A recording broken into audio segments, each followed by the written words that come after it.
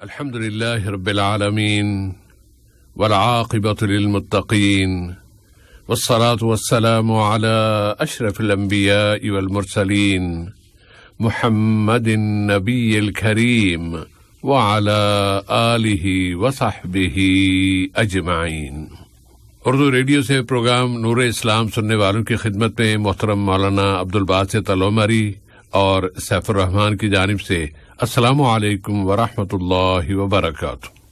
سامعین، پروگرام کے معمول کے مطابق پہلے حصے میں ٹیلی فون کے ذریعے آپ سامعین کے سوالات وصول کیے جائیں گے، پھر آج کی دعا پیش کی جائے گی، پھر ایس ایم ایس کا سوال ہوگا اور اس کے بعد ٹیلی فون پر موصول ہونے والے سوالات کے جوابات دیے جائیں گے۔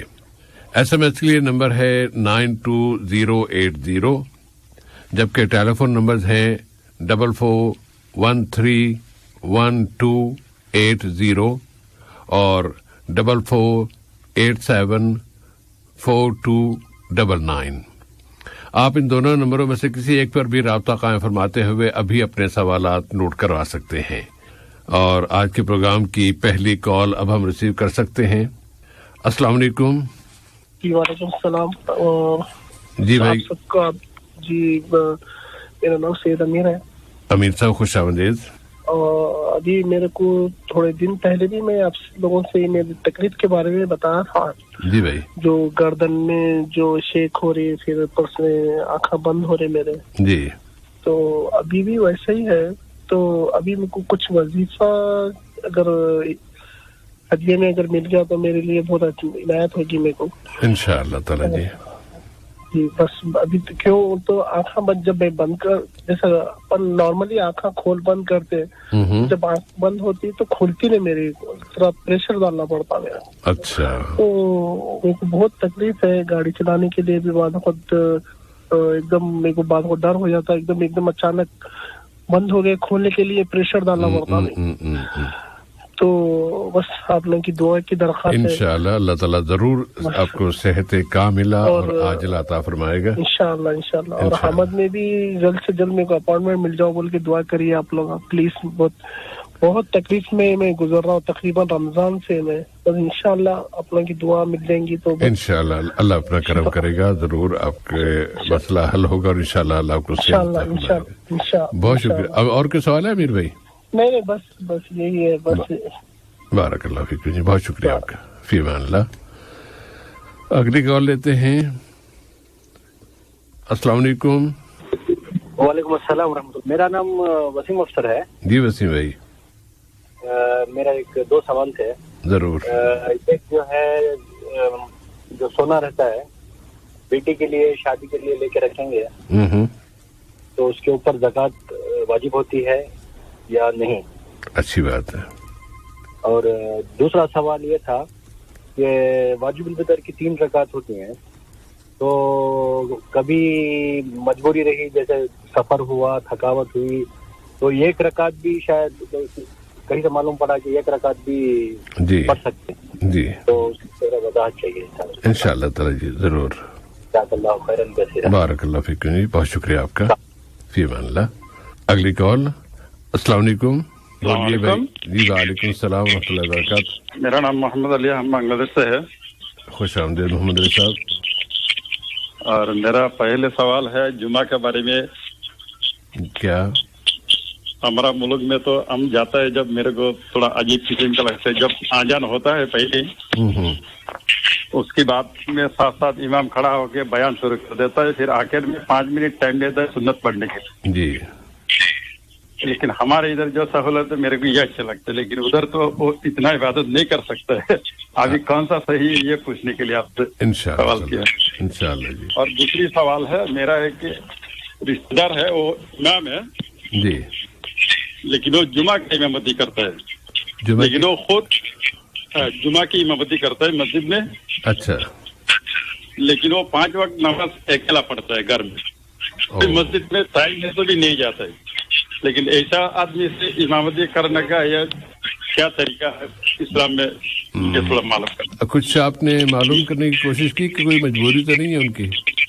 مجبوری نہیں ہے، میرے گھر کے ساتھ یہ ہے، وہ میرا ایک بہن نے اس کو پوچھا, میرا جیجا کا مسجد میں بھی وہ جمعہ پڑھاتا تھا, اس نے ایک دن پوچھا, میرے کو نیوز ملا تم مسجد میں 5 وقت نماز نہیں پڑھتا ہے, بولتے بیوی بچے کا ساتھ پڑھنے کا یہ سنت ہے, ایسے بول دیا اس کو, تو علم نہیں ہے, وہ بھی خاموش رہ گیا.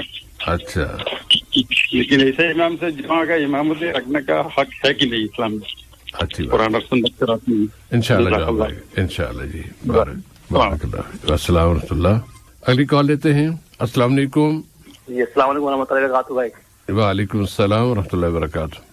ندیم بھائی کی آواز ندیم خان بول. جی ندیم خان. جی ندیم بول. جی ندیم بھائی بہت دیر میں نمبر لگا. مفتی صاحب کو میرا سلام بول. وعلیکم السلام. جی سیفران بھائی, آج کی 2 سوال ہیں میرے. ضرور بھائی. جی ایک تو سوال یہ ہے کہ جیسے کہ کسی کا مطلب والد صاحب کا یا کسی کے بھائی کا مطلب فیملی میں سے, اس کے بعد جب ان کو دفنانے کے لیے جاتے ہیں قبرستان کے اندر, جی تو وہاں پہ ان کے سب مطلب ریلیٹیو موجود ہوتے ہیں اور بھی مہمان سب لوگ ہوتے ہیں. جب ان کو دفنا دیتے ہیں نا, تو وہاں ایک اعلان ہوتا ہے, مطلب بولتے ہیں ان کو بھائی جس کا بھی ان کے پاس کوئی قرض ہو آپ بتا دینا. جی جی وہ پھر ادا کرنے کا میرا مطلب میری ذمہ داری ہے اس میں. جی یا ہو سکے جیسے بھی آپ کے دل میں ہو جو ہو معاف کر دو, جیسے بھی ہو. جی ایک تو یہ ہے کہ اس میں کیا ہے کہ اگر کوئی شخص اس میں سے وہ قرض ان کا معاف کر دے تو قرض معاف ہو جائے گا کیا؟ اچھی بات ہے. ایک تو یہ ہے, مطلب یہ اسی کے متعلق ہے, سوال اسی کا ہے. ایک ہے کہ ان کے مرنے کے بعد کوئی 1 سال بعد آ کے بولے کہ میرے ان کے پاس پیسے تھے میرے. جی, اور وہ پیسہ کیسے ادا کیا جائے, مطلب کر دے تو پھر اس کا کیا ہے اس کا؟ وہ پہلے اس نے بتایا نہیں, جانتا بھی ہے نہیں بتایا پھر, لیکن 1 سال بعد بولتا ہے کہ ان کے پاس میرے پیسے تھے. رقم بھی بہت زیادہ بتاتا ہے. ثبوت ہے کوئی اس کا یا صرف بولا ہے؟ نہیں ثبوت نہیں ہے, وہ لوگ کچھ سامان لیا تھا, کچھ نہیں کیا تھا. اس معاملے میں تو بہت واضح رہنا چاہیے نا, کہ جس طرح جو اس کا کلیہ بیان کیا جاتا ہے نا کہ البینۃ علی من ادعا والیمین من انکر, کہ جس نے دعویٰ کیا ہے کہ میرے ان کے پاس پیسے تھے اس کے پاس ثبوت ہونا چاہیے. اگر ثبوت دیکھیں گے تو اس کے بعد آپ فیصلہ کر سکیں گے نا کہ نہیں ثبوت نہیں ہے. وہ تو ایسا جوان کا ہے بس, خالی وہ بولا کہ جوان کے وہ. جی زبان انشاءاللہ جواب وہ پیسہ ادا کر دیا جائے. اور جیسے کہ کوئی شخص معاف کر دیتا جو, تو وہ پیسہ جیسے وہ تو مر گیا, لیکن وہ پیسہ ان کا وہ معاف ہو گیا نہیں ہو گیا, وہ اللہ تعالیٰ معاف کرنے والا ہے. اللہ تعالیٰ معاف کرنے والا ہے. جب اس نے خود معاف کر دے تو انشاءاللہ پھر اس میں شک والی بات ہونی نہیں چاہیے. اچھا, دوسرا سوال کیا ہے آپ کا بھائی؟ جی دوسرا سوال یہ ہے کہ اگر کسی نے کوئی کاروبار اسٹارٹ کیا اور کسی کو کوئی اس کے ساتھ کوئی پارٹنر ہے, اور پارٹنر نے پیسہ لگایا اور میں نے پیسہ لگایا, لیکن کیا ہوا بعد میں پتا چلا کہ وہ جو پارٹنر نے جو پیسہ لیا ہوا تھا وہ بیاج پہ لیا ہوا تھا, اور وہ پیسہ بیاج پر اس میں کام چل رہا ہے, اس میں لگا ہوا ہے پیسہ. تو اس کی کیا صورت ہے کہ مطلب کیسے اس کا گناہ کس کو ملے گا, اور پھر اس کو کیسے الگ کیا جائے, اس کے لیے معلوم کرنا ہے تھوڑا. اس نے پہلے نہیں بتایا کہ اس نے یہ نہیں بتایا کہ میں لایا پیسہ, لیکن بعد میں پتا چلا کہ وہ پیسہ جو تھا وہ بیاج پہ لا کے اس نے پھر پارٹنرشپ میں لگایا. اچھی بات ہے, انشاءاللہ جواب آئے گا. اس کا کیا اس کے لیے کیا انشاءاللہ آئے گا بھائی ندی بھائی. جی بہت شکریہ آپ کا, بارک اللہ فیکم جی. آپ کی دلچسپی کا اور جس پابندی سے آپ حصہ لے رہے ہیں, اللہ تعالیٰ اس میں اضافہ فرمائے اور اس پروگرام کو آپ کے لیے اور سامعین کے لیے مفید بنائے انشاءاللہ. آمین آمین. آپ کو بھی آپ بھی اتنی مدد کرتے, اللہ آپ کے ذریعے کچھ بارک اللہ فیکم. بہت شکریہ آپ کا. فی امان اللہ. اگلی کال لیتے ہیں. السلام علیکم. وعلیکم السلام ورحمۃ اللہ وبرکاتہ. جی محترم, کیا نام؟ میرا نام اقبال الدین ہے. جی اقبال بھائی, کہ میں ایک سوال پوچھنا چاہتا ہوں اور اس کا جو ہے نا تفصیل سے مجھے جواب چاہیے. اللہ خیر کرے انشاءاللہ. یہ بدعت کے بارے میں یہ سوال مولانا صرف سے پوچھتا ہوں کہ ہماری رہنمائی کرے کہ کس کو کہتے ہیں. ہم تو علماء سے سنتے ہیں کہ شرک کے بعد سب سے بڑا گناہ بدعت. جی, لیکن یہ بدعت ہمارے ملک میں جو ہے نا زیادہ علماء صاحبان جو ہے نا وہ کرتے ہیں. ہم نے سنا ہے کہ جو بدعت عالم ہوتا ہے, ملا ہوتا ہے, جی اسے نماز بھی پڑھنا جائز نہیں ہے. اچھی بات ہے. جیسا کہ فرض نماز کے بعد جو دعا کا اہتمام کرتے ہیں اور جب وہ اپنے چہرے پر ہاتھ نہیں پھیرتا ہے تو لوگ اٹھتے نہیں ہیں. لیکن یہ جو ہے نا ہم نے بہت سے علماء سے سنا ہے کہ یہ جو ہے نا یہ بدعت ہے اور جو ہے نا بدعت گمراہی ہے اور گمراہی کا جگہ جو ہے نا وہ جہنم ہے. تو اس کے بارے میں رہنمائی اللہ تعالیٰ یہ فتویٰ دینے والوں کو اللہ ہدایت دے. اگر انہوں نے صحابہ کرام رضوان اللہ علیہم اجمعین کا عمل دیکھ لیا ہوتا یا اس کے بارے میں پڑھ لیا تو یہ فتویٰ نہ لگاتے, کیونکہ صحابہ منہ پہ ہاتھ پھیرا کرتے. ان میں سر فہرست حضرت عبداللہ ابن عمر رضی اللہ عنہما تھے. جی یہ جو ہے نا میں وہ بات کر رہا ہوں کہ وہ جو ہے نا جہر سے فرض نماز کے بعد دعا پڑھتا ہے اور لوگ جو ہے نا اس پہ آمین کہتا ہے, تو یہ ثابت ہے کہ نہیں ہے. میں جو بات کر رہا ہوں وہ منہ پہ ہاتھ پھیرنے کی بات کر رہا ہوں. اور یہ جو ہے نا یہ جو بعض علماء کرام جو ہے نا جو سنت کے بعد بھی 3 دفعہ دعا پڑتا ہے, اس کے بعد جو ہے نا وہ لوگ آمین پڑھتا ہے, پھر جب وہ نہیں اٹھتا ہے تو لوگ نہیں اٹھتے ہیں. تو گویا کہ وہ بھی نماز کا ایک حصہ ہے. اس وقت تک آپ اٹھ نہیں سکتے جب تک مولوی صاحب کی دعا نہ ہو جائے. جی انشاءاللہ اس کا جواب آ جائے گا بھائی. اور سوال ہے کوئی اقبال بھائی؟ جزاکم اللہ خیر. بارک اللہ فیکم جی, بہت شکریہ آپ کا. بارک فی امان اللہ جی. اور السلام علیکم. وعلیکم السلام سر, میں گلزار حسین بٹ بات کر رہا ہوں. جی گلزار صاحب خوش آمدید. جی مہربانی سر میں کافی عرصہ سے قطر میں ہوں. جی بھائی. لیکن خلیج میں ملکوں میں گیا ہوں. میں نے کہیں بھی کوئی مزار جیسے قبر کے اوپر نا بڑا سا گنبد بنا کے بولتے ہیں پیر کی مزار ہے. میرے ملک میں تو ہر گاؤں میں مسجد ہو نہ ہو لیکن مزار تو 3 ہوئیں گے. شہر میں تو سینکڑوں کے حساب سے ہیں اور اتنا پیسہ وہاں پر آتا ہے جتنا جان کا سر. جی ٹھیک ہے. کسی گھر میں کوئی بولتا ہے میرے گھر میں بچہ ہوا فلاں پیر کی دعا تھی, جب وہ مر گیا کہ اللہ نے میرے ساتھ ظلم کر دیا, نعوذ باللہ. ٹھیک ہے سر جی, یہ شرک کیوں ہے ہمارے ملکوں میں اتنا؟ انشاءاللہ اس کا بھی جواب آ جائے گا. ویسے آپ کی اطلاع کے لیے پہلے ایک زمانہ تھا یہاں بھی بہت زیادہ مزار تھے, درختوں کو پوجا جاتا تھا یہاں پہ. وہی تو مسئلہ ہے نا, جب ہم کسی کو ادھر جا کر تھوڑا کبھی بولیں گے تم تو واپی ہو. ہاں ٹھیک ہے, لیبل تو کوئی بھی لگا دے, لیبل کوئی بھی لگا دے, مسئلہ نہیں ہے. جی سر جی, یہ حقیقت ہے. بہت دل آزاری ہوتی ہے, ادھر قبروں پہ جا کر ڈھول پیٹتے ہیں, باجے بجاتے ہیں جناب, بولتے ہیں پیر کو راضی کر رہے ہیں. یہ اللہ معاف کرے جی, اللہ تعالیٰ معاف کرے جی سر. بہت شکریہ سر. بارک اللہ فیک جی, بہت شکریہ آپ کا. وعلیکم السلام ورحمۃ اللہ وبرکاتہ. اب مولانا اگلے حصے کی طرف آتے ہیں اور اگلا حصہ ہماری دعا کا ہے. اور دعا کے حوالے سے کچھ اجزاء یا اس کے کچھ حصے ہم اس سے پہلے کے حلقوں میں پیش کر چکے ہیں. آج ہم کچھ مزید آگے بڑھیں گے. اگر ہم سابقہ حصوں کو ایک دفعہ دہرا لیں تاکہ سامعین کو یاد ہو جائے کہ اللہم اقسم لنا من خشیتک ما تحول به بیننا وبین معاصیک ومن طاعتک ما تبلغنا به جنتک ومن الیقین ما تهون به علینا مصائب الدنیا. اور گزشتہ حلقے میں ہم نے دعا یاد کی تھی, اللہم متعنا باسماعنا وابصارنا وقواتنا ما احییتنا وَجَعَلْهُ الْوَارِثَ مِنَّا. اب اگلا حصہ ہے وَجَعَلْ ثَأْرَنَا عَلَى مَنْ ظَلَمَنَا وَانْصُرْنَا عَلَى مَنْ عَادَانَا. آج اتنا ہی رکھتے ہیں. وَجَعَلْ ثَأْرَنَا عَلَى مَنْ ظَلَمَنَا وَانْصُرْنَا عَلَى مَنْ عَادَانَا. یہ پوری ایک دعا ہے. اس کا اگر آپ کچھ حصہ بھی یاد کر لیتے ہیں اور اسی کو پڑھتے جاتے ہیں تو وہ بھی ظاہر کہ ایک دعا ہے. بلکہ بہت ساری دعائیں تو ایسی ہیں کہ وہ طویل دعاؤں کا حصہ ہوتی ہیں. اور نبی کریم صلی اللہ علیہ وسلم جب دعا مانگا کرتے تو بہت ساری دعائیں مانگتے تھے. تو روایت میں آپ کو حدیث کی روایات میں پوری کی پوری دعائیں مل جاتی ہیں. جس طرح یہ جو ہم دعا پیش کر رہے ہیں دونوں, یہ سنن النساء الکبریٰ میں ہے. پھر یہ ابن سنی نے اسے روایت کیا ہے, ترمذی نے روایت کیا ہے, اور صحیح الجامع میں یہ روایت موجود ہے. الذہبی نے اس کو صحیح کہا ہے اور البانی صاحب نے اس کو حسن کہا ہے. تو آج کا جو حصہ ہے وجعل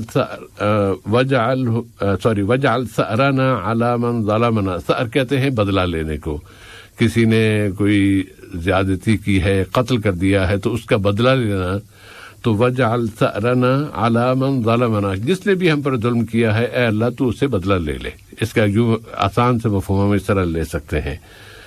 وانصرنا علی من عادانا، جس نے بھی ہمارے ساتھ دشمنی کی تو پھر ہمیں اس پر فتح عطا فرما، دشمن پر فتح حاصل کرنے کی توفیق عطا فرما.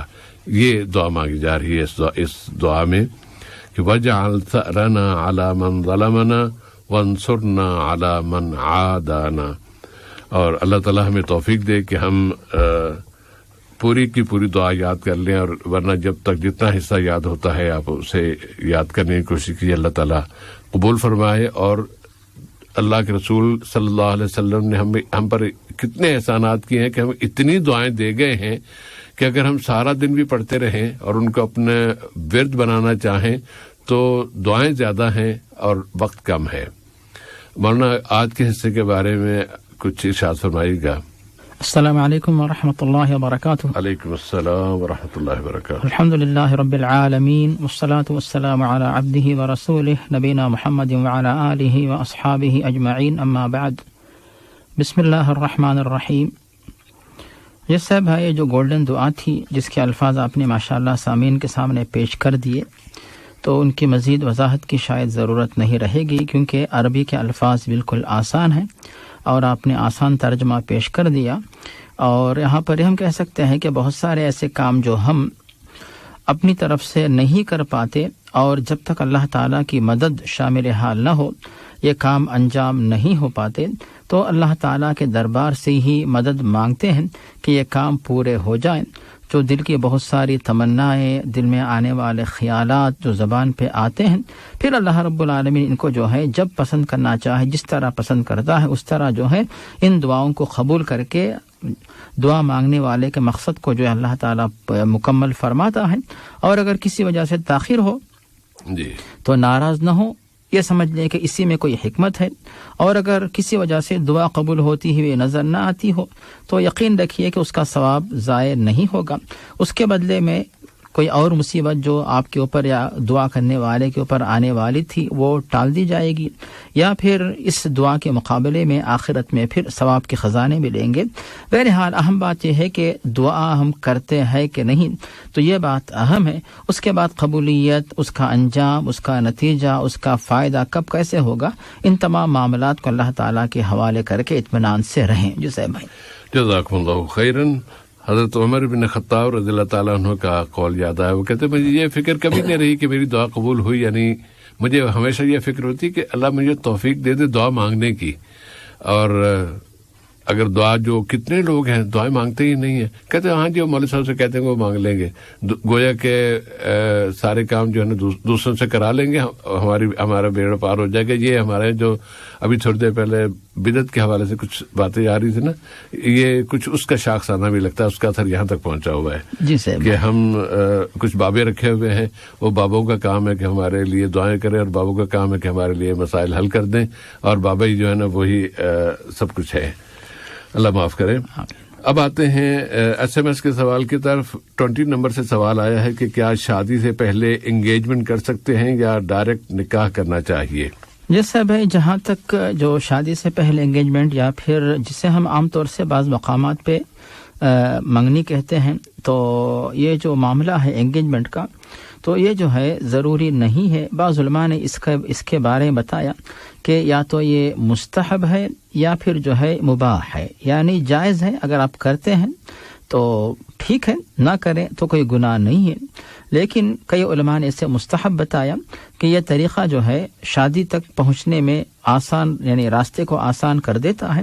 اس لیے کہ اس مناسبت سے، یعنی جو انگیجمنٹ ہوتی ہے، اس میں جو ہے دلہن والے اور دلہے والے آپس میں جو ہے اپنے لڑکے اور لڑکی کے آپس میں جو نکاح کرنے کا جو پروگرام بنتا ہے اس کا وعدہ آپس میں کر لیتے ہیں. اور اس کے بعد جو بھی باتیں ہوتی آپس میں کہ تاریخ کب ہو اور مہر کتنا ہو، دوسری کئی باتوں میں آپس میں رضامندی ہوتی. اس طرح بیٹھ کر باتیں کرنے سے جو ہے بہت سارے مسائل حل ہوتے ہیں. پھر اس کے بعد جو ہے آپس میں ایک دوسرے سے وعدہ کر لیتے ہیں. تو اس وعدے کو جو ہے عام طور سے جو ہے یعنی اردو میں ہم منگنی اور عربی میں خطبہ کہتے ہیں، جسے یعنی جمعے کے خطبے کو خطبہ کہتے ہیں تو منگنی کو خطبہ کہتے ہیں۔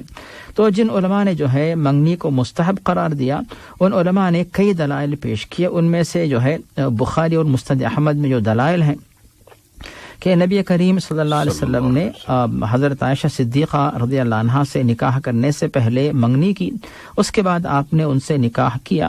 اسی طرح پیارے نبی نے حضرت حفصہ سے بھی نکاح کرنے سے پہلے آپ نے ان کے ساتھ جو ہے ان کے والد کے پاس جو ہے بات پیش کی، ان سے یعنی حفصہ سے نکاح کرنے کے لیے آپ نے منگنی کی۔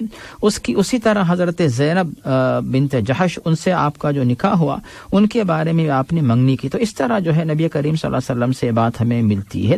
اسی لیے اگر کوئی شخص اس پہ عمل کرتا ہے تو بہتر رہے گا، اور اگر عمل نہیں کرتا ہے، براہ راست اگر نکاح جو ہے وہ کر لیتا، اس کی کوئی ممانعت نہیں ہے۔ لیکن صاحب یہاں پر منگنی کے بارے میں بات یاد رکھی جائے کہ منگنی جو ہے یہ نکاح نہیں ہے۔ منگنی کا مطلب یہ نہیں ہے کہ لڑکا اور لڑکی آپس میں جو ہے بالکل بے تکلفی کے ساتھ ایک دوسرے سے جو ہے منمانی گھومتے رہیں، پھرتے رہیں، فون پر باتیں کر لیں، میسیجز بھیجیں، اس طرح نہ کرے، بلکہ وہ آپس میں ایک دوسرے کے لیے اجنبی، یعنی جب تک عقد نہ ہو، نکاح نہ ہو، تو وہ آپس میں ایک دوسرے کے لیے جو ہے شوہر و بیوی نہیں بنتے، صرف ایک تعارف کے لیے، وعدے کے لیے اور تاریخ وغیرہ مقرر کر کے، یعنی شادی کے مسائل حل کرنے کے لیے وقت سے پہلے جو ہے ایک ملاقات ہوتی ہے، وعدہ ہوتا ہے، تو اسے جو ہے انگیجمنٹ کا نام دیا جاتا ہے۔ اور اس کا مطلب یہ بھی نہیں انگیجمنٹ کے بہانے جو ہے دلہے والے جو ہے بہت بڑی تعداد لے کے چلے جائے دلہن والوں کے پاس کہ ہم جو ہے منگنی کے لیے آپ کے گھر پہ آئے ہیں، بلکہ آج کل کی جو سہولت ہے اس کی بنیاد پہ جو ہے اس کی روشنی میں منگنی کے لیے ایک ساتھ مل کر بیٹھنا بھی ضروری نہیں ہے، بلکہ آن لائن، ٹیلی فون پر، ویڈیو کال پہ بھی بغیر کسی کے اوپر پیسے خرچ کرنے کی ذمہ داری ڈالے بغیر بھی منگنی اس طرح ہو سکتی ہے۔ مطلب یہ ہوا صاحب کہ منگنی جو ہے یہ شریعت سے ثابت ہے، کوئی عمل کرتا ہے ٹھیک ہے، عمل کیے بغیر براہ راست یعنی شادی کے بارے میں بات ہو گئی، پکی ہو گئی، نکاح کرنا چاہتے ہیں، اس میں بھی کوئی حرج نہیں ہے۔ جی صاحب بھائی، جزاکم اللہ خیرن۔ اور سامعین، کچھ سوالات گزشتہ حلقے میں رہ گئے تھے۔ افسر بھائی کا سوال تھا کہ سورہ بقرہ کی جو آیت ہے کہ لا نفرق بین احد من رسلہ، تو اس کی وضاحت یا اس کی تفسیر طلب کی تھی انہوں نے مرنا۔ 2 سوال اور اس کے بعد پھر آج کے سوالات طرف آئیں گے۔ جس صاحب اس کے بارے میں 2-3 اہم باتیں ہیں۔ وہ اہم باتیں یہ ہیں کہ اہل کتاب کا دعویٰ یہ تھا، اہل کتاب سے مراد آج کل جو پائے جاتے یہود و نصارہ، کہ وہ جو ہیں تمام انبیاء کرام پر ایمان رکھتے ہیں لیکن نبوت محمدی پر ایمان نہیں رکھتے۔ تو وہ گزشتہ انبیاء پر ایمان رکھنے کی وجہ سے اپنے آپ کو وہ مومن سمجھتے تھے کہ ہم چونکہ ان پہ ایمان رکھتے ہیں اسی لیے ہم مومن ہیں۔ تو اللہ تعالیٰ نے بتایا کہ نہیں، اگر کسی نے موسیٰ پہ ایمان رکھا، عیسیٰ پہ ایمان نہیں رکھا، عیسیٰ پہ ایمان رکھا، موسیٰ پہ ایمان نہیں رکھا، موسیٰ و عیسیٰ پہ ایمان رکھا لیکن محمد مصطفیٰ صلی اللہ علیہ وسلم پہ ایمان نہیں رکھا، تو وہ شخص کافر ہے، یعنی مسلم نہیں بن سکتا جب تک کہ نبوت محمدی پر وہ ایمان نہ رکھے۔ اللہ تعالیٰ نے ان کے بارے میں کہا اولئک هم الکافرون حقا، یہ حقیقی کافر ہیں، یعنی جو گزشتہ تمام انبیاء پہ ایمان رکھے لیکن نبوت محمدی کو نہ مانے، تو ان کے بارے میں یہ مت سمجھو کہ وہ کچھ مومن ہیں، کچھ نہ کچھ تو ایمان ان کے پاس ہے، نہیں، بلکہ مکمل طور پر کافروں کے طور پہ ان کا شمار کیا جائے گا۔ تو اللہ تعالیٰ نے سورۃ النساء میں اس بات کی وضاحت کر دی۔ ہم اسی طرح دیکھتے ہیں کہ جب ہم اتحاد پڑھتے ہیں، درود میں دوم کلمہ پڑھتے ہیں، اس کے اندر بھی اللہ کی وحدانیت کے بعد نبوت محمدی کا ذکر کرتے ہیں۔ اذان کے اندر اللہ تعالیٰ کی وحدانیت کے بعد نبی کریم کی نبوت کا اور آپ کی رسالت کی شہادت ہم دیتے ہیں۔ تو نبی کریم کی نبوت کو مانے بغیر، یعنی تمام انبیاء پہ ایمان رکھنے کے ساتھ ساتھ ایسا نہیں کہ کچھ انبیاء کو تو ہم نے مانا لیکن نبی کریم محمد مصطفیٰ کو نہیں مانا، تو پھر گویا کہ یہ تفریق ہے کہ بعض انبیاء کو تو مانا، بعض انبیاء کی نبوت کو نہیں مانا۔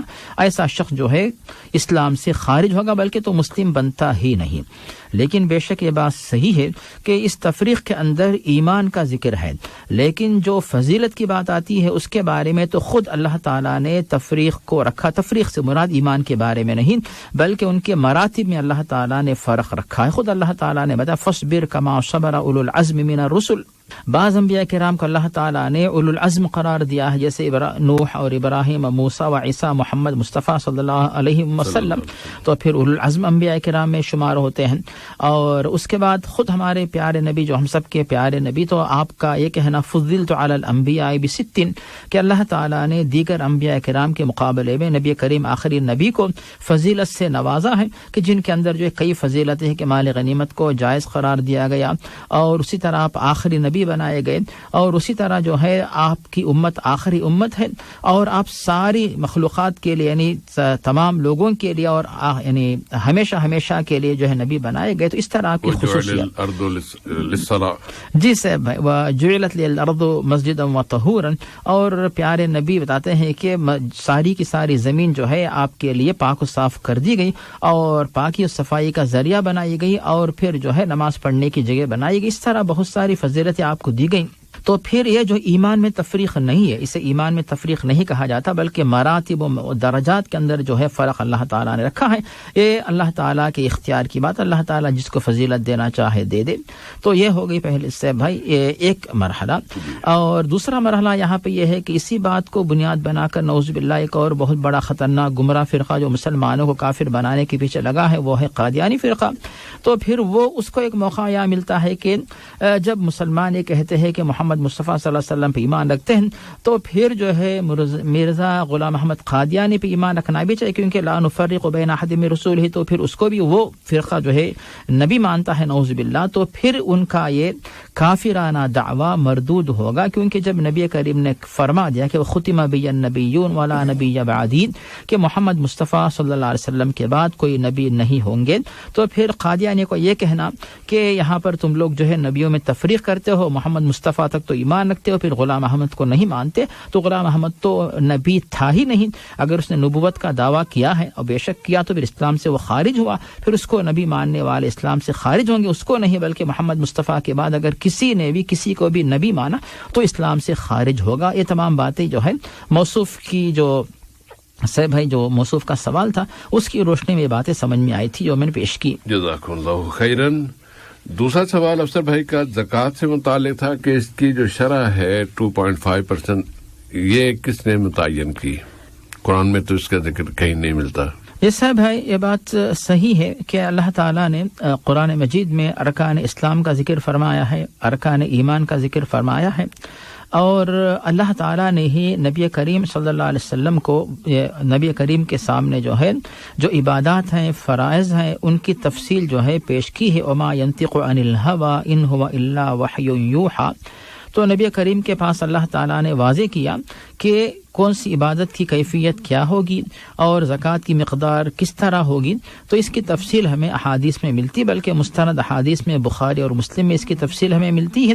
اور جو خاص طور سے موصوف نے جو پوچھا کہ 2.5% کا جو ذکر ہمیں ملتا ہے اس کی دلیل کہاں ملتی ہے، تو بخاری اور مسلم کے احادیث میں تو ہے ہی، اس کے علاوہ جو ابو داود میں حضرت علی رضی اللہ تعالیٰ عنہ سے حدیث جو مروی ہے اس میں الفاظ کی آسانی ہے، تو اسی لیے ہم اس دلیل کو، اس حدیث کو پیش کرنا چاہیں گے جس میں نبی کریم فرماتے ہیں اگر تمہارے پاس جو ہے 20 دینار جو ہے سونا اگر موجود ہو، 20 دینار سے کم ہے اس پر زکوٰۃ نہیں، اگر 20 دینار یا اس سے زیادہ تمہارے پاس ہو، ایسی صورت میں جو ہے اس کے اوپر جو ہے آدھا دینار یعنی سونے کا آدھا سکہ جو ہے زکوٰۃ کے طور پہ ادا کرنا یہ فرض ہوتا ہے۔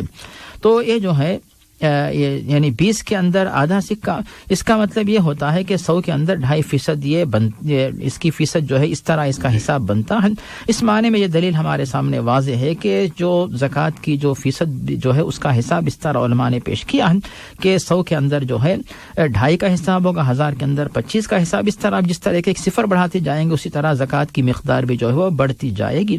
تو یہ جو ہے صاحب بھائی سونا اور رقم یعنی کیش وغیرہ کسی کے پاس اس کے بارے میں ہے، لیکن جو اناج وغیرہ اس کا حساب اس سے مختلف ہے، کیونکہ پیارے نبی نے اناج کے بارے میں الگ سے بتا دیا کہ اس کا طریقہ کیا ہوتا ہے۔ اس لیے جو ہے جو ہم نے بات پیش کی 2.5% زکوٰۃ یعنی زکوٰۃ کے طور پہ ادا کرنا فرض ہے، یہ کسی کا یعنی اختلافی مسئلہ نہیں ہے، بلکہ تمام امت کا اس بات پر اجماع ہے کہ زکوٰۃ اگر کسی کے پاس کسی کی ملکیت میں مال ہو، اس پر جو ہے ایک قمری سال گزرے اور وہ نصاب کو پہنچے، اس کے اوپر جو ہے 2.5% زکوٰۃ کے طور پہ ادا کرنا ضروری، ہر سال ضروری ہوتا ہے۔ جسے بھائی جزاکم اللہ خیرن۔ اور گزشتہ حلقے کا آخری سوال محمد یوسف انصاری صاحب کا تھا، تو شادی کے حوالے سے کہ ان کی اہلیہ نے ایک عرصہ پہلے انہیں پیپر بھیج دیا کہ یہ طلاق کا پیپر ہے میری طرف سے، اور وہ اپنے میکے چلی گئی اور پھر اس کے بعد اس نے کسی اور جگہ شادی کر لی، تو بیوی کی طرف سے اس طرح طلاق کا پیپر بھیجا جانا، اس کی کیا شرعی حیثیت ہے؟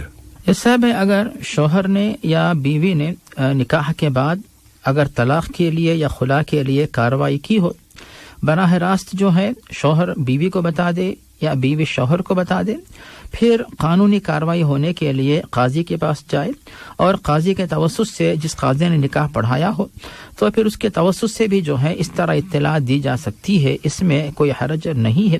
اس طرح کرنے سے بھی جو ہے طلاق ہو جاتی ہے۔ اور اگر ان کی اہلیہ نے، جو پہلے اہلیہ تھی انہوں نے خلع کا مطالبہ کیا ہے تو قاضی کے توسط سے اس طرح کا اگر ان کے پاس کوئی خلا نامہ آتا ہے تو خلا جو ہے وہ واقع ہو جاتا ہے۔ لیکن صاحب یہاں پر موصوف کے کچھ سوالات میں سے ایک بات یہ بھی تھی کہ وہ جو ہے اس کو مہر دینا چاہتے ہیں، تو مہر کے بارے میں بات یہ ہے، عام طور سے اگر کوئی طلاق دیتا ہے تو ایسی صورت میں مہر تو فرض ہو جاتا ہے، لیکن اگر کوئی خاتون خلا لیتی ہے ایسی صورت میں جو ہے مہر کے لیے شوہر کے پاس اختیار رہتا ہے کہ وہ اس سے یہ کہے کہ اگر تم خلا لینا چاہتی ہو، مہر معاف کرو گی تبھی میں تم کو خلا دوں گا، تو یہ شرط وہ رکھ سکتا ہے۔ لیکن موصوف چونکہ مہر دینا ہی چاہتے ہیں تو بالکل وہ مہر دے سکتے ہیں، کوئی حرج نہیں، بلکہ وہ مہر دے دیں۔ اب یہاں پر تیسری بات ہے صاحب بھائی کہ موصوف جو گزشتہ یہ بھی کہہ رہے تھے کہ یعنی ان کی بیوی نے ان کے پاس خلا نامہ بھیجا، لیکن کیا وہ دونوں آپس میں ایک دوسرے کے ساتھ گزارنے کا موقع ملا کہ نہیں ملا؟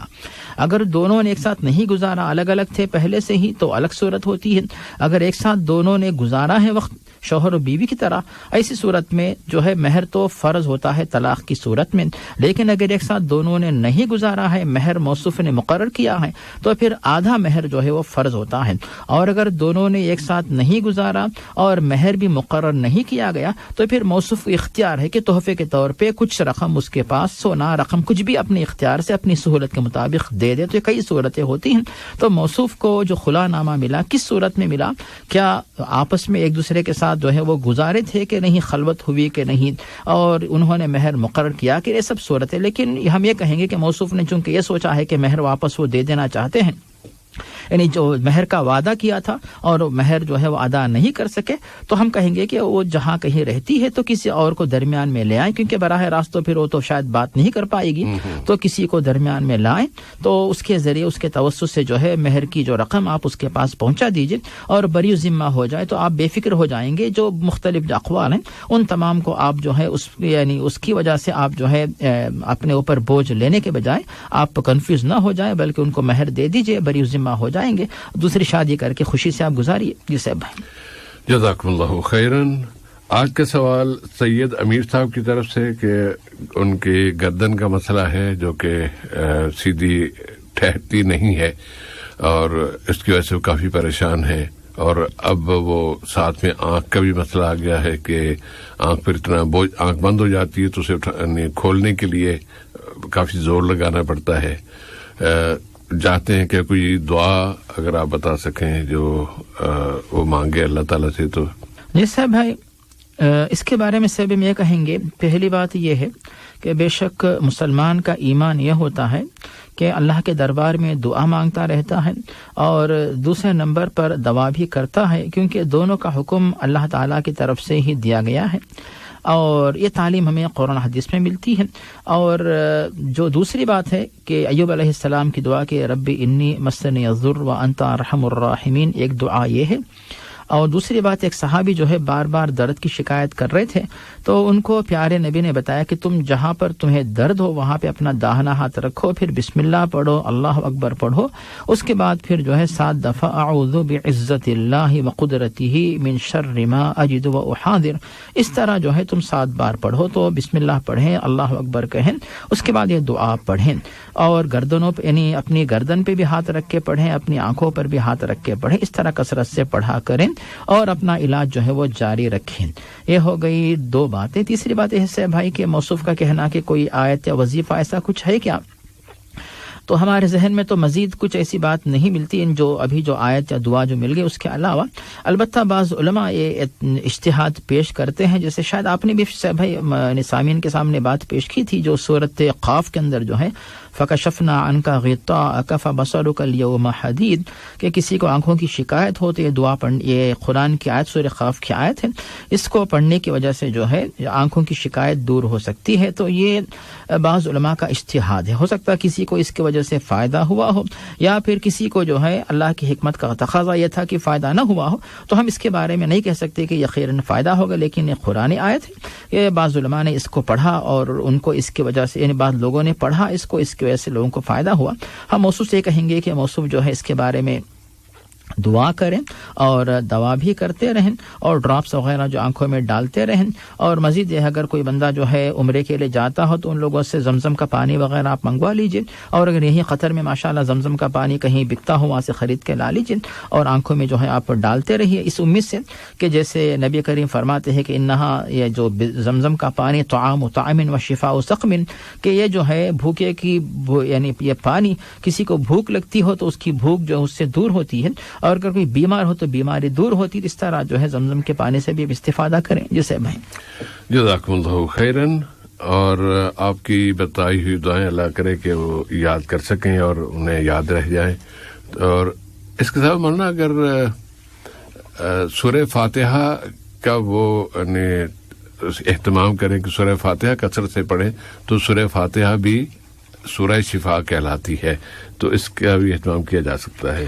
صاحب بھائی یہ بہت بڑی بات ہے، عام طور سے لوگ اس سے غفلت اختیار کرتے ہیں، حالانکہ اس کا نام ہی شفا ہے۔ صاحب بھائی آپ نے جو بہت بڑی بات بتائی کہ قرآن مجید میں سورۃ الفاتحہ کی بہت بڑی برکت ہے، اور کئی باتیں سورۃ الفاتحہ، تو ٹائم نہیں ہے، مختصر ہے ٹائم، تو سورۃ الفاتحہ کا نام ہی شفا ہے۔ ایک صحابی جب کسی کے اوپر سورہ فاتحہ پڑھ کے دم کرتے ہیں تو پھر نبی کریم نے فرمایا کہ تم کو کیا پتا ہے کہ یہ رقیہ ہے، تم کو کیا پتا ہے کہ شفا ہے، یعنی صحابہ کے پاس بھی علم تھا تو نبی کریم کو خوشی ہوئی کہ ان کو اتنا علم حاصل ہوا کہ اس کو رقیہ کے طور پہ جانتے ہیں، شفا کے طور پہ، یعنی جس کی وجہ سے جو ہے بیماری دور ہو سکتی ہے۔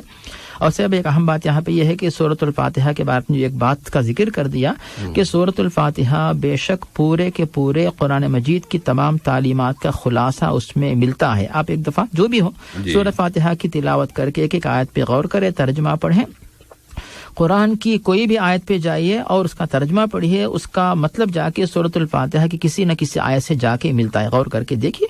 تو یہ سورۃ الفاتحہ کو اسی لیے ام الکتاب، ام القرآن کہا گیا ہے، تو سورۃ الفاتحہ کی بہت بڑی اہمیت ہے۔ یہ صاحب بھائی جزاکم اللہ خیرن۔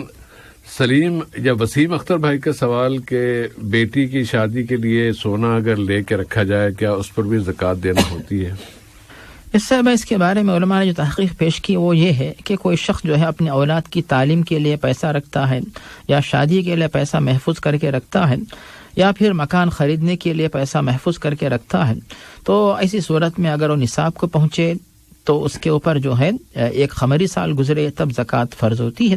اس معنی میں جو اگر کوئی شخص جو ہے اپنی بیٹی کے لیے سونا خرید کے رکھتا ہے تو اس میں ایک صورت یہ ہوگی کہ اگر وہ نصاب سے کم ہے، یعنی 7.5 تولہ جو ہے اس سے کم ہے، 85 گرام سے اگر وہ سونا کم ہے، ایسی صورت میں اس کے اوپر زکوٰۃ فرض نہیں ہوتی، اور اگر اس 7.5 تولہ یا اس سے زیادہ اگر ہے، ایسی صورت میں مکمل سونے کے اوپر ہر سال زکوٰۃ فرض ہوتی ہے۔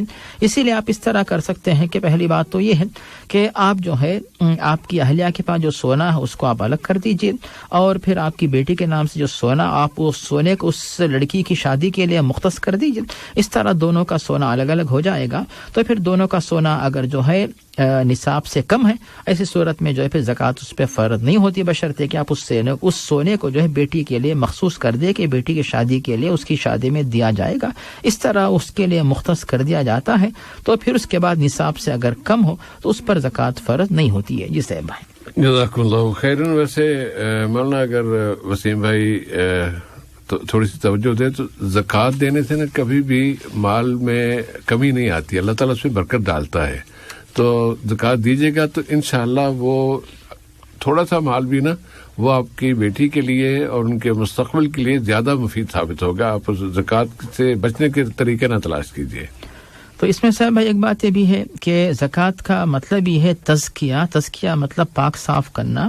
تو جو زکوٰۃ کے طور پہ مال نکالا جاتا ہے وہ مال جو ہے باقی مال کو پاک و صاف کرتا ہے, باقی مال کی حفاظت کرتا ہے, اور جو بقیہ جو مال ہے اس میں برکت کا سبب بنتا ہے. تو جو آپ جو مشورہ دے رہے ہیں تو یہ جو ہے زکوٰۃ کی جو وضاحت ہے وہ بات اس کو آپ نے پیش کی ہے. جسے میں جزاک اللہ خیر. مولانا وسیم ہے کہ دوسرا سوال یہ ہے کہ وطر کی اگر 3 رکعت ہم پڑھتے ہیں, اگر کبھی تھکاوٹ ہو یا یعنی بیماری ہو یا کوئی مشکل ہو تو کیا 1 رکعت وطر پڑھی جا سکتی ہے؟ یہ صاحب ہے نماز وطر کے جو کئی طریقے احادیث میں ہمیں ملتے ہیں. یعنی مثال کے طور پر جو 3 رکعت کی جو وطر ہوتی ہے 2 رکعت پڑھ کے سلام پھیر کے 1 اور رکعت آپ پڑھ سکتے ہیں, یا پھر مسلسل 3 رکعت درمیان میں بیٹھے بغیر سلام پھیرے بغیر پڑھ سکتے ہیں. اسی طرح اگر آپ 1 رکعت الگ صرف 1 رکعت وطر اگر پڑھنا چاہیں اس میں بھی کوئی حرج نہیں, بلکہ یہ طریقہ بھی نبی کریم صلی اللہ علیہ وسلم سے صحابہ کرام سے ثابت ہے. صرف سفر میں ہی نہیں بلکہ آپ جو ہے بغیر سفر کے بھی کبھی گھر پر بھی تھکے ہوئے ہوں, یا کبھی 3 رکعت کا موڈ نہیں ہے, یا کبھی اس سنت پہ عمل کرنے کے لیے کہ چلو ہم ہمیشہ 3 رکعت وطر پڑھ رہے ہیں تو کبھی 1 رکعت بھی وطر پڑھ لیں گے. اس طرح اگر آپ 1 رکعت وطر پڑھ لیتے ہیں تو بالکل یہ نماز صحیح ہوگی, اس پر انشاءاللہ اجر ملے گا, اس میں کوئی حرج نہیں ہے. جسے بھائی جزاک اللہ خیر. مولانا مجھے وہ حضرت عبد الرحمن ابن عوف رضی اللہ تعالیٰ عنہ کا عمل یاد آ گیا. وہ اپنی پوری زندگی انہوں نے فرضوں کے بعد سنتیں بھی نہیں پڑھتے تھے وہ, اور بس 1 وطر پڑھ کے سو جاتے تھے, پھر رات میں اٹھ کے تہجد پڑھتے تھے. یہ ان کا معمول تھا, اور وہ ہمیشہ 1 ہی وطر پڑھتے رہے ساری زندگی. اس سے آپ یعنی پڑھے جا سکتا ہے. جی صاحب ہے بالکل, یعنی نبی کریم کے قول سے فعل سے صحابہ کے عمل سے بھی بات واضح ہوتی ہے کہ وطر کی 1 رکعت نماز بالکل مشروع ہے, جائز ہے, صحیح ہوگی انشاءاللہ. جزاکم اللہ خیرن. محمد علی صاحب بنگلہ دیش سے, ان کا تعلق سوال ہے کہ جمعے کے ادائیگی یا جمعے کا خطبہ اور اس کا جو طریقہ ہے یہاں الگ ہے اور بنگلہ دیش میں یا بر صغیر میں الگ ہے, وہاں تقریر ہوتی ہے, تو اس میں کون سا صحیح ہے؟ اس صاحب بھائی کون سا طریقہ صحیح ہے اس کی گہرائی میں جانے کے لیے ہم یہی کہیں گے کہ جو طریقہ نبی کریم صلی اللہ علیہ وسلم سے ثابت ہے اور صحابہ کرام کے عمل سے ثابت ہے, اور جب سے لے کر آج تک جو طریقہ چلا آ رہا ہے تو وہی طریقہ صحیح ہوگا. اپنی طرف سے ہم بنائیں گے, پھر امت کے سامنے پیش کریں گے, پھر کہیں گے کہ اس پہ عمل کرو, تو پھر یہ طریقہ تو صحیح نہیں ہوگا. تو اب جو طریقہ آسانی سے سمجھ میں آ رہا ہے وہ یہی ہے کہ جمعہ کے دن اذان ہوتی ہے, اذان کے ساتھ جو ہے خطیب صاحب, یعنی جب اذان کا وقت ہو گیا خطیب صاحب ممبر پہ بیٹھ جاتے ہیں, اس کے بعد پھر جو ہے جیسی اذان مکمل ہوتی خطیب صاحب خطبہ دیتے ہیں, پھر اس کے بعد اقامت خطبہ ختم, 2 خطبے ختم ہوتے ہیں, پھر اس کے بعد جو ہے اقامت ہوتی, پھر نماز جمعہ قائم کی جاتی. تو یہ مسنون طریقہ جو جمعے کا صحیح طریقہ یہ ہے. اب اس کے بعد لوگوں نے اپنے اجتہاد سے جو الگ الگ طریقے بتائے ہیں تو ان کا اپنا طریقہ ہوتا ہے جو کہ سنت کے طریقے سے نہیں ہے. یہ صاحب جزاک اللہ خیرن. اور ویسے محمد علی صاحب, آپ چونکہ جس ملک سے بھی تعلق ہے بر صغیر کے, وہاں لوگ اس طرح پڑھتے ہیں, آپ ان کو سمجھانے کی کوشش تو کر سکتے ہیں, لیکن کیا وہ اس طریقے کو بدل لیں گے؟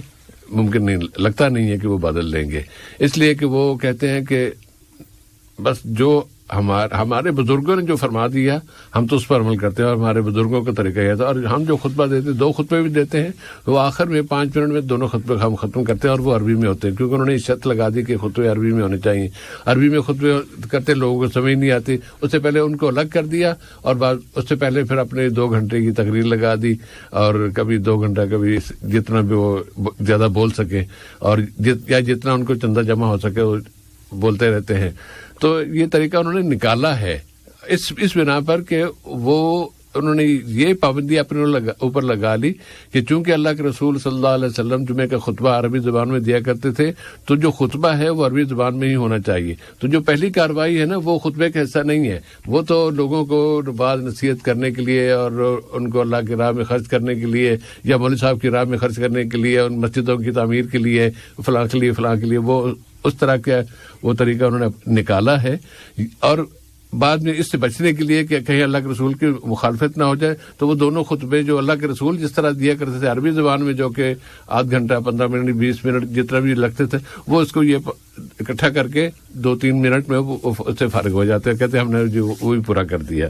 یہ طریقہ انہوں نے ایجاد کیا ہے.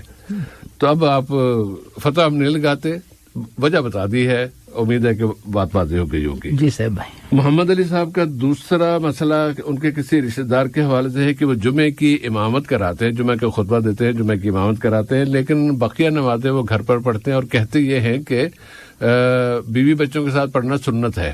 یہ سنت کہاں سے لائے ہیں؟ ورنہ تعجب کی بات ہے. کیا فرمائیے گا؟ صاحب بھائی بے شک جس طرح آپ کو تعجب ہو رہا ہے صاحب بھائی، تمام مسلمانوں کو تعجب ہونا چاہیے کہ جو شخص یہ کہے کہ وہ جمعے کی نماز پڑھاتا ہے اور امت کی اور ملت کی رہنمائی کرتا ہے اور خود جو ہے بہت بڑی رہنمائی سے محروم ہے، تو پھر جس کے پاس جو ہے عمل تو نہیں ہے لیکن وہ زبان سے تو یعنی خطبے میں باتیں پیش کر رہا ہوتا ہے، تو پھر کیا وہ صاحب جو خطبہ پیش کر رہے ہیں کبھی انہوں نے نماز با جماعت کے بارے میں خطبہ نہیں دیا ہوگا، تیاری نہیں کی ہوگی اور احکام و تعلیمات کا مطالعہ نہیں کیا ہوگا؟ ذرا غور کرنا چاہیے کہ جو شخص جو ہے خطبہ دینے کے قابل ہو، ان کو پتہ نہیں کہ نماز با جماعت کے احکام کیا ہوتے ہیں اور مسجد میں نماز پڑھنے کی اہمیت کیا ہے. لیکن اس میں سے بھائی ہم الگ الگ حصے کریں گے. اگر کوئی شخص ایسا ہے جو کہ نماز جمعہ پڑھا سکتا ہے، اس کی قابلیت ہے، اس کے پیچھے نماز جمعہ صحیح ہوگی، کوئی حرج نہیں ہے. لیکن جو کمیٹی والے ان کو چاہیے کہ غور کریں کہ جو شخص جو ہے خود ہی جو ہے یعنی باجماعت نماز نہیں پڑھتا، اس کے بجائے ایسے شخص کو دیکھا جائے جو نماز باجماعت کا پابند بھی ہو اور اس کے ساتھ ساتھ جو خطبہ دینے کا قابل بھی ہو، اس بات پہ توجہ دی جائے. اور جہاں تک ان کا کہنا یہ کہ گھر پہ نماز پڑھنا جو ہے یہ بیوی بچوں کے ساتھ نماز پڑھنا یہ سنت ہے، اس کے بارے میں یہ کہیں گے کہ سب سے پہلی بات جو ہے نبی کریم صلی اللہ علیہ وسلم جو ہے اس میں نماز باجماعت چھوڑنے والوں کے بارے میں سخت الفاظ استعمال کرتے ہیں، اور گھر پر نماز پڑھنے کے مقابلے میں مسجد میں نماز پڑھنے کے بارے میں جو ہے تفضل صلاۃ الجماعتی صلاۃ الفضل ب27 درجہ، کہ مسجد میں نماز پڑھنا جو ہے یہ تنہا گھر میں نماز پڑھنے کے مقابلے میں 27 درجے اس کی فضیلت زیادہ ہو جاتی ہے. تو ایک بات تو یہاں پہ یہ آ گئی. اور نبی کریم نے گھر پر نماز پڑھنے کے بارے میں جو بات آپ پیش کی وہ یہ ہے کہ آپ فرماتے کہ اجعلوا من صلاتکم فی بیوتکم، اپنے گھروں میں بھی نماز کا کچھ حصہ بنا لو، وہ ہے نفل نمازیں، سنت نمازیں. سنت نمازیں اطمینان سے اپنے گھر پہ پڑھیں آپ، اور وتر کی نماز گھر پہ پڑھیں، نفل نمازیں گھر پہ ادا کریں. تو اس کی فضیلت آئی ہے تاکہ بال بچے بھی جو ہے اس کے عادی ہو جائیں، آپ کو دیکھ کر جو ہے نماز کا طریقہ سیکھیں اور آپ ان کو لے کر جو ہے ان کو بلا کے کہے کہ تم بھی میرے ساتھ آ کے نماز پڑھو. تو اس طرح جو ہے گھر پر ان کی تعلیم و ہمت افزائی کے لیے، گھر میں رحمت و برکت کے لیے سنت و نفل کے بارے میں تاکید کی گئی ہے. ورنہ فرض نماز کے بارے میں تو مسجد میں آنے کے بارے میں نبی کریم نے سختی کے ساتھ آپ نے تاکید کی ہے. اور ایک روایت یہ بھی ہمیں ملتی ہے، حدیث جو صحیح مستند بخاری اور مسلم کی ہے، کہ جو لوگ نماز باجماعت چھوڑتے ہیں ان کے بارے میں میرا ارادہ یہ ہوتا ہے کہ اب میں کسی سے کہوں کہ تم جو ہے نماز پڑھاؤ، اور میں جا کر دیکھوں کہ کون کون جو ہے نماز باجماعت چھوڑ کر گھروں پہ نماز پڑھتے ہیں، تو ان کو ان کے گھروں کے ساتھ آگ لگا دوں. لیکن چونکہ ان کے گھر میں خواتین ہوں گی، چھوٹے بچے ہوں گے، ان کا تو کوئی گناہ نہیں ہے، گناہ تو ان کا ہے جو نماز باجماعت چھوڑ کر گھر پہ نماز پڑھتے ہیں. تو ان کی غلطی اسی لیے ان کے گھر کی خواتین اور بچوں کا خیال کر کے ان لوگوں کو میں یہ سزا نہیں دے رہا ہوں. مطلب یہ ہوا کہ نماز باجماعت کی بڑی اہمیت ہے. اور وہ جو صاحب اس طرح کی دلیل جو پیش کر رہے ہیں تو مجھے پتا نہیں کہ ان کے پاس کیسی معلومات جو خطیب تو بن گئے، لیکن یہ ادنا سی معلومات نماز باجماعت کے بارے میں نہیں ہے. تو بہرحال ان کے پیچھے نماز جمعہ آپ ادا کرتے، نماز جمعہ صحیح ہوگی. لیکن جو دلائل ان کے ذریعے آپ ان کو سمجھانے کی کوشش کریں، اگر مانتے ہیں تو ٹھیک ہے، آپ کو ثواب ملے گا، اگر نہیں مانتے ہیں تو اس کی ذمہ داری ان کے اوپر عائد ہوگی. جسے بھائی جزاکم اللہ خیرن. ندیم بھائی کا سوال کہ میت کی تدفین سے قبل یا تدفین کے بعد کچھ لوگ رشتہ داروں میں سے کہتے ہیں کہ اگر کسی نے ان سے قرض لینا ہو تو وہ بتا دے، ہم اس کا قرض ادا کریں گے، اور کچھ لوگ کہتے ہیں معاف کر دیتے ہیں. تو کیا اس وقت معاف کر دینے کا اعلان کر دینا یا کہہ دینا کہ میں نے معاف کر دیا، اس طرح معاف ہو جاتا ہے؟ پہلا ان کا ایک سوال یہ ہے.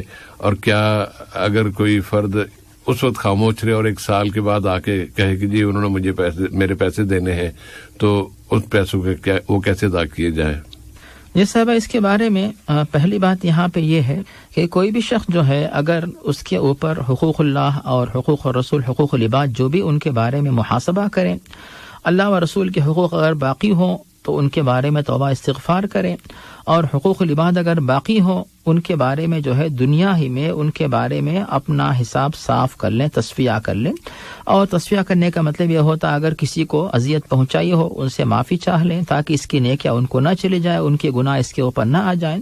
اور اگر پیسوں کا معاملہ ہے تو کلیئر کر لے کہ بھئی کتنا پیسہ آپ نے مجھے دیا ہے یا میں نے آپ سے لیا ہے بتا دو. اگر یاد ہو تو زندگی ہی میں جو ہے یہ ادا کر دیں. اور اگر زندگی میں ادا نہیں ہوا ہے معاملہ اور اس نے لکھ کے رکھا ہو یا کسی نے آ کر مطالبہ کیا ہو، ثبوت پیش کیا ہو، گواہوں کو پیش کیا ہو، ایسی صورت میں اللہ تعالیٰ نے قرآن مجید میں سورۃ النساء میں بتا دیا کہ من بعد وصیۃ یوصی بہا او دین، اگر کوئی شخص دنیا سے جاتا ہے اس کے بعد اس کے پاس مال ہے، اس مال کو ورثاء کے درمیان تقسیم کرنے سے پہلے جو ہے جو دیکھا جائے گا کہ اس کے ذمے قرض باقی ہے کہ نہیں. اگر قرض باقی ہے اس کو ادا کیا جائے، اور اگر وصیت کی ہو تو پھر وصیت کی تکمیل کی جائے، پھر ورثاء جو ہے بقیہ مال آپس میں تقسیم کر لیں گے. تو صاحب یہ ہو گئی پہلی بات. تو زندگی ہی میں لوگوں کو چاہیے کہ اس کے معاملے میں اپنے آپ کو صاف ستھرا بنا لیں. لیکن کسی وجہ سے فراموشی ہو گئی، موقع نہیں ملا، بیمار ہو گیا اور لوگوں کو پیسہ ادا نہیں کر سکا، کوئی بھی وجہ ہو سکتی ہے، تو فوت ہونے کے بعد بھی جو ہے اس طرح اس کے ورثاء اس طرح معذرت چاہ سکتے ہیں کہ اگر ہمارے والد یا والدہ کسی کی طرف سے اگر کسی کے حق میں کوتاہی ہوئی ہو تو پھر وہ جو ہے معاف کر دیں.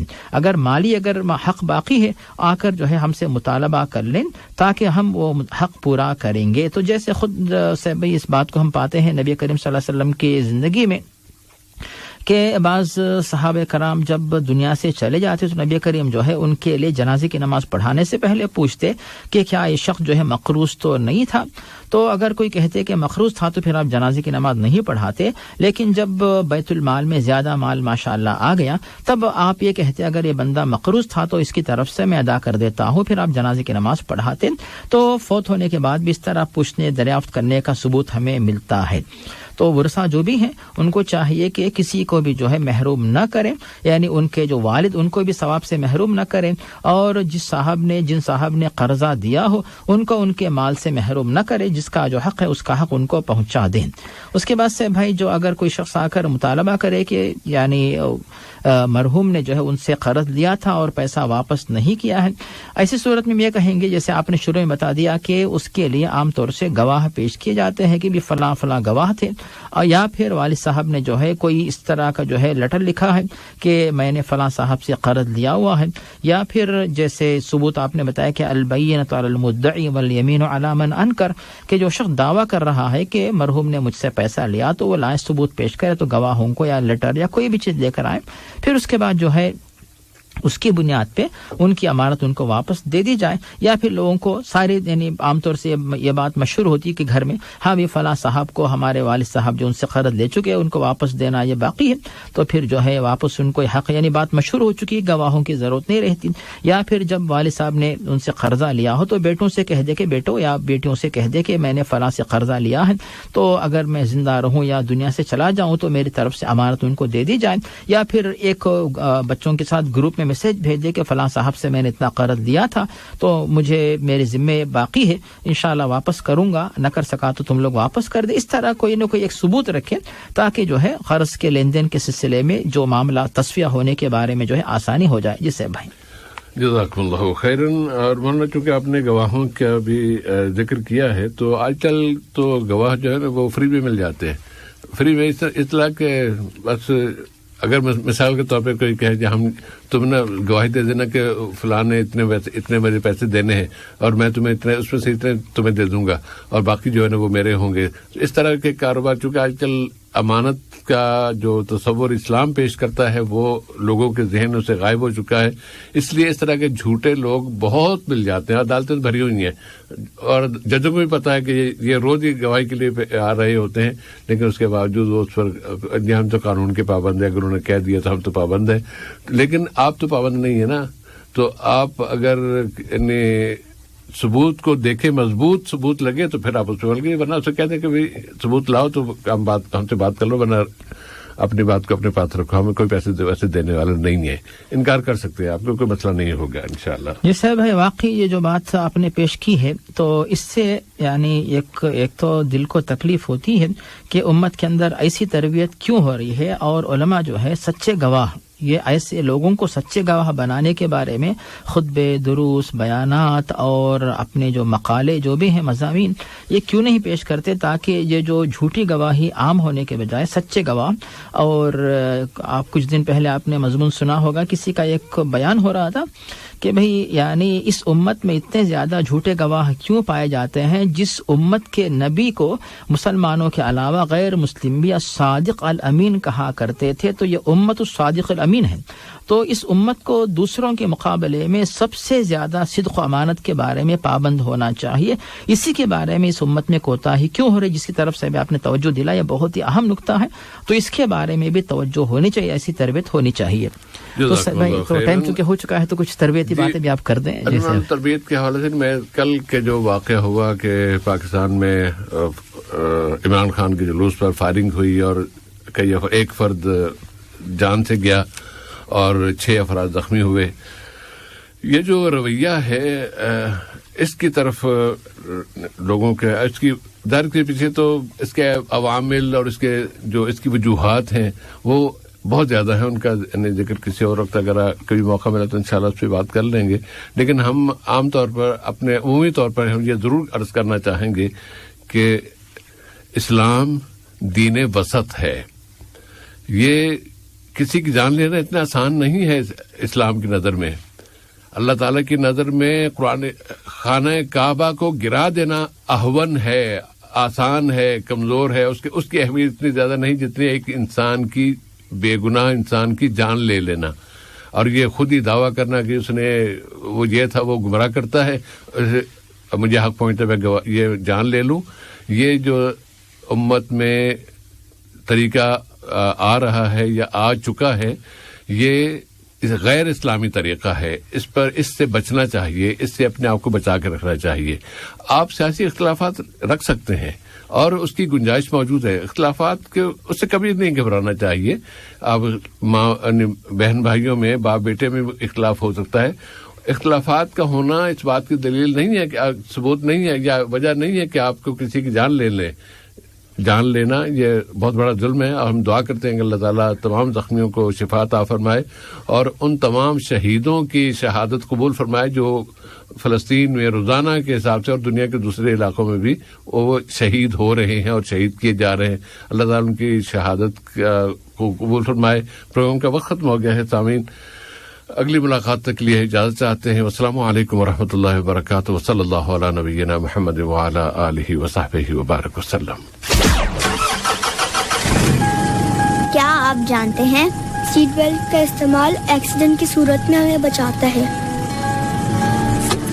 سیٹ بیلٹ استعمال کریں. Seat belt saves you.